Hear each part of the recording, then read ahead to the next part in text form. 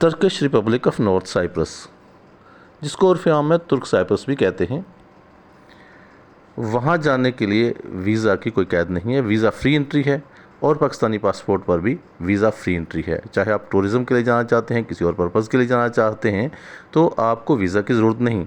लेकिन पाकिस्तान की जो इमिग्रेशन है उसने एक पाबंदी लगा रखी है कि जो भी मुसाफिर रवाना होना चाहेगा तुर्किश के रिपब्लिक ऑफ नॉर्थ साइप्रस के लिए, तो उसको सबसे पहले एम्बेसी से ऑथराइजेशन लेटर लेना पड़ेगा जिस पर वो ट्रैवल करने को से परमिशन है, और कम से कम वहाँ पे एंट्री की गारंटी भी एक तरह से हो जाती है। इसके अलावा आप कहीं से भी सफ़र करेंगे तो आपको इस तरह के लेटर की ज़रूरत नहीं है, बल्कि आप डायरेक्ट ही ट्रैवल कर सकेंगे। टूरिज़्म के लिए तो कोई इतना मसला नहीं है, लेकिन अगर आप वहाँ पे स्टडीज़ के लिए जाना चाहते हैं तो फिर आपको एडमिशन लेना पड़ेगा किसी यूनिवर्सिटी में।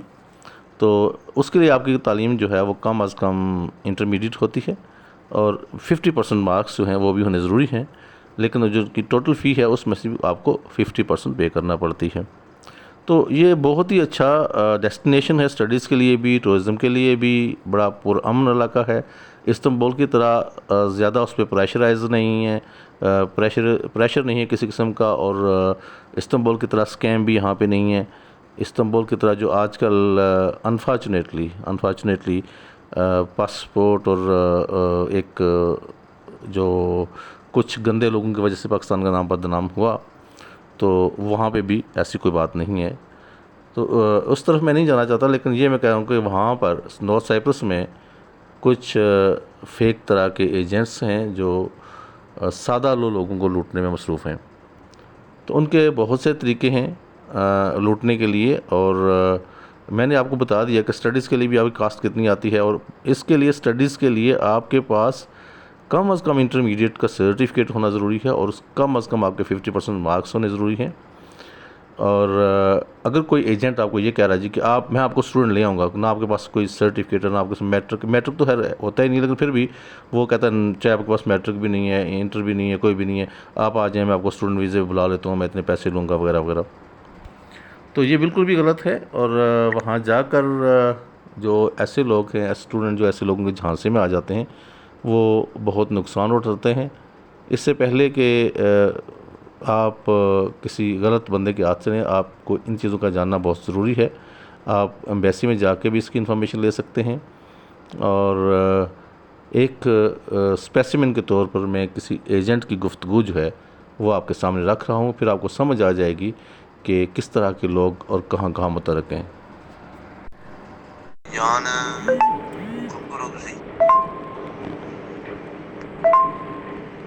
ਭਾਈਜਾਨ ਤੁਹਾਡਾ ਬਸ ਫੋਨ ਆਇਆ ਸੀ ਉਧਰੋਂ ਕਿ ਨਾ ਹੈ ਸੁਲਮਾਨ ਵੀ ਮੈਨੂੰ ਦੱਸਿਆ ਸੀ ਤੇ ਕਿ ਨਾ ਹੈ ਇਹਦਾ ਨਿੱਕੇ ਦਾ ਬਾਸ ਵੀ ਰਾਤੀ ਵੀ ਲੱਗੀ ਸੀ ਗੱਲ ਕਰਨ ਮੁੰਡਿਆਂ ਦੇ ਆਉਣੇ ਦਾ। ਖੈਰ ਹੁਣ ਮੈਨੂੰ ਪਤਾ ਨਹੀਂ ਤੁਹਾਡਾ ਆਉਂਦਾ ਪਿਆ ਸੀ ਜਾਂ ਕਿਹਦਾ।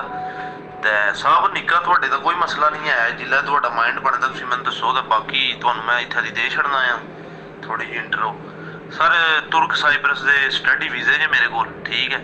10 ਤੋਂ 12 ਦਿਹਾੜਿਆਂ ਵਿੱਚ ਬੰਦਾ ਇੱਥੇ ਹੈ ਵਾਇਆ ਦੁਬਈ, ठीक है। 1-2 ਦਿਹਾੜੇ ਦੁਬਈ ਸਟੇ ਕਰਨੀ ਪੈਂਦੀ ਹੈ, ਕੋਰੋਨਾ ਦੀ ਵਜ੍ਹਾ ਨਾਲ ਡਾਇਰੈਕਟ ਫਲਾਈਟ ਕੋਈ ਨਹੀਂ ਹੈ। ਟੋਟਲ ਜਨਾਬ 9.5 ਲੱਖ ਰੁਪਇਆ ਖਰਚਾ ਜੇ, ਸਹੀ ਹੈ। 5 ਲੱਖ ਰੁਪਇਆ ਪਾਸਪੋਰਟ ਤੇ 2 ਪਾਸਪੋਰਟ ਸਾਈਜ਼ ਫੋਟੋਆਂ ਜਨਾਬ। ਮੇਰੀ ਦੁਕਾਨ ਆ ਉੱਥੇ ਪਿੰਬਰ ਰੋਜ਼ ਫੈਬਰਿक्स, ਉੱਥੇ ਪਹੁੰਚਾਉਣਾ ਹੈ। ਤੇ ਠੀਕ 4-5 ਦਿਹਾੜਿਆਂ ਵੀ ਡਾਕੂਮੈਂਟ ਤਿਆਰ ਕਰਨਗੇ, ਅਗਲੇ 2-3 ਦਿਨਾਂ ਵਿੱਚ ਜਨਾਬ ਫਲਾਈ ਕਰਾ ਛੜਾਂਗੇ, ਟਿਕਟਾਂ ਸ਼ਿਕਟਾਂ ਓਕੇ ਕਰਾ ਕੇ ਤੁਹਾਡੇ ਕੋਲ ਪੈਸੇ ਫੜ ਲਵਾਂਗੇ, ਬਾਕੀ ਜਿਹੜੇ ਰਹਿ ਜਾਣਗੇ, ਸਹੀ ਹੈ। ਤੇ ਬਾਕੀ ਮਜ਼ੀਦ ਤੁਸੀਂ ਮੇਰੇ ਕੋਲ ਜਿਹੜੀ ਵੀ ਗੱਲ ਪੁੱਛਣਾ ਚਾਹੁੰਦੇ ਹੋ ਦੱਸਣੇ ਆ। ਨਿੱਕਾ ਬਾਸ ਆਇਆ ਹੈ, ਠੀਕ ਹੈ, ਇੱਥੇ ਲੱਥਾ ਹੈ, ਰਾਤੀ ਸੁੱਤਾ, ਦੂਏ ਦਿਹਾੜੇ ਕੰਮਾਂ ਤੇ ਭੇਜ ਛੜਿਆ। ਕੰਮ ਦੀ सूरत हाल है जी, काम ही चाहिए, मतलब काम का कोई रोला नहीं है। तो जनाब ये साहब हैं जिनके पास स्टूडेंट वीज़े हैं, वो स्टूडेंट वीज़े आपको ऑफ़र कर रहे हैं और प्राइस दे रहे हैं आपको कि इतने प्राइस में आप वहाँ पहुँच सकते हैं, और ये बता रहे हैं आपको कि आप सुबह काम पे चले जाएंगे। इसमें ना तो ये पूछा गया है कि आपकी क्वालिफ़िकेशन क्या है, इनसे ना ये पूछा गया है कि आपकी मार्क्स परसेंटेज क्या है, ना इनको ये बताया गया है कि इनकी फ़ी कितनी पे होगी, ना इनको ये बताया गया है कि ये कितना अरसा का कोर्स है और कौन सी डिग्री आप अचीव करने जा रहे हैं। तो जनाब द सीन्स योर्स। अगर ये काम की बात करते हैं तो उनको सैलरी भी नहीं बताई गई है, तो आप ख़ुद सोच लीजिए, समझ लीजिए और फैसला कीजिए। Thank you so much for being with me. Thank you. Allah निगहबान।